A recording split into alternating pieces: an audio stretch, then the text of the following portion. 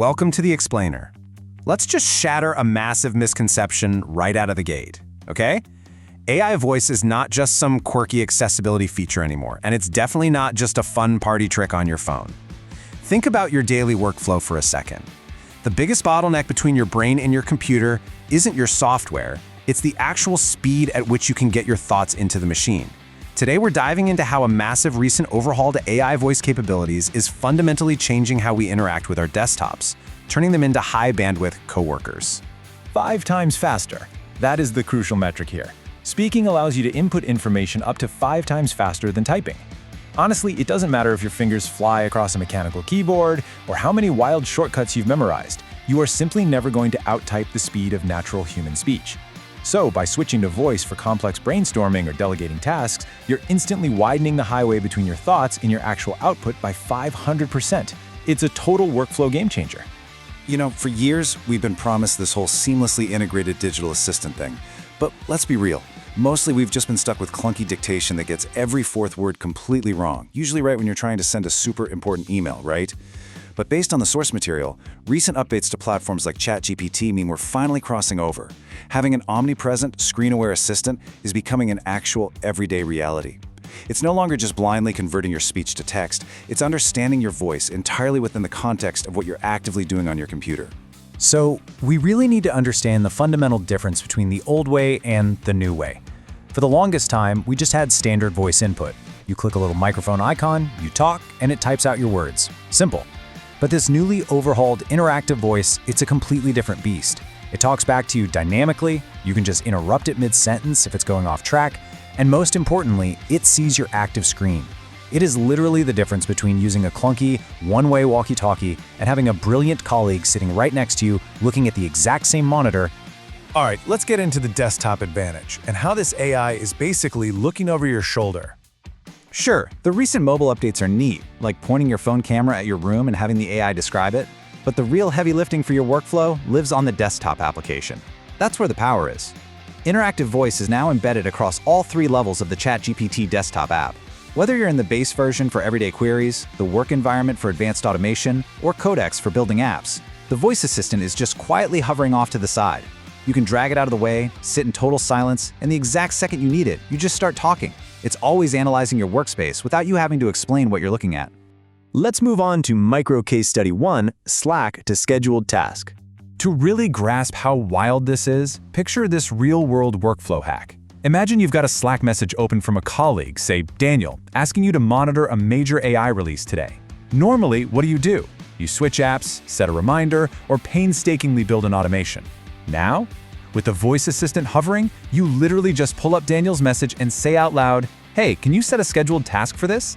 The AI snaps a screenshot, reads the message, understands exactly what needs monitoring, and automatically builds an hourly monitor inside ChatGPT work. No typing, no copying, no pasting. It's just done. Next up, micro case study 2, co-piloting a coding project. If you are building something completely new, this screen awareness is absolutely invaluable. Because the AI takes real-time screenshots, it can actually orient you verbally. Let's say you're in Codex trying to build a simple Pomodoro timer, but the interface is totally unfamiliar and intimidating. You just say, "I'm confused. Where do I start?" The AI looks at your screen, maps out the left panel folders, confirms exactly where you are clicked in, and suggests the next tiny step. It might say, "Hey, just stay in this task and type this one specific sentence." It is entirely like having a senior developer sitting right beside you, gently pointing at your screen to keep you moving.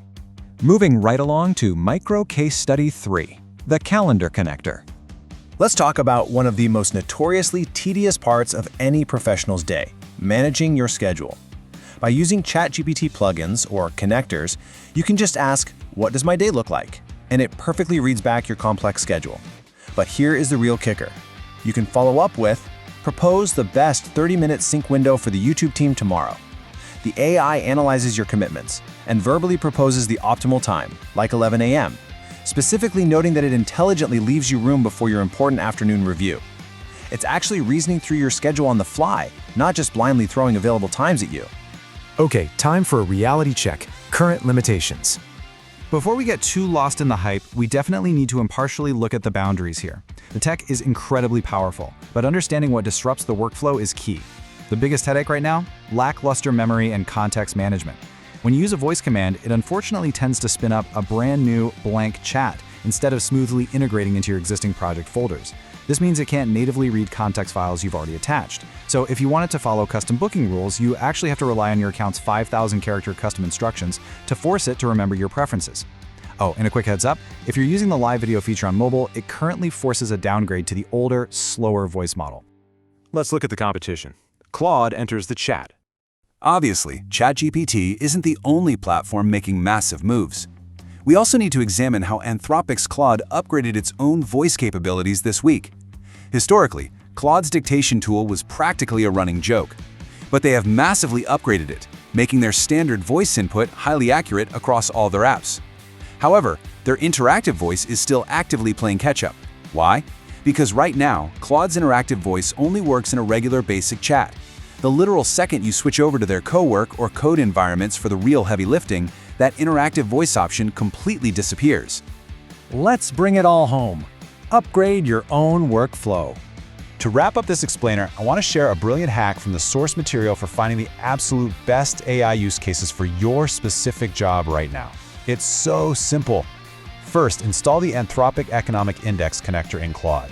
This gives the AI access to actual, rigorous statistical research on real-world AI applications.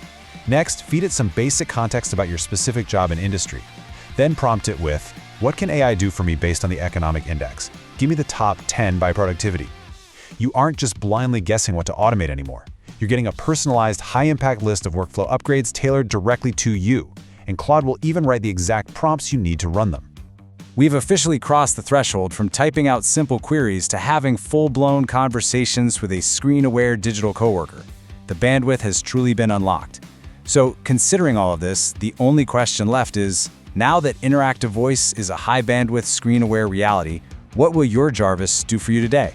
How are you going to use this to totally revolutionize your own daily workflows?